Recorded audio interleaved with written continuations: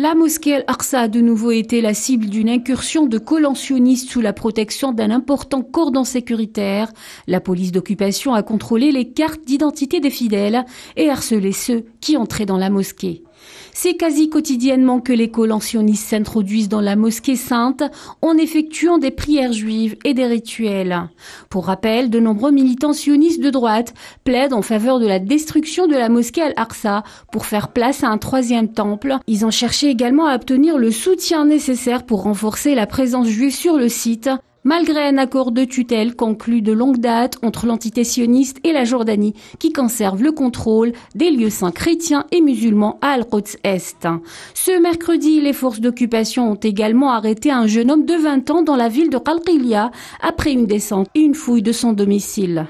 La nuit dernière, Mohamed Mahmoud Hamad, un adolescent de 15 ans, a été violemment battu, malmené et arrêté par la horde sioniste dans le camp de réfugiés de Shafat à Al-Quds Est. L'autorité des affaires des prisonniers a déclaré que l'enfant de 15 ans avait été transféré à l'hôpital après avoir été roué de coups lors de son arrestation.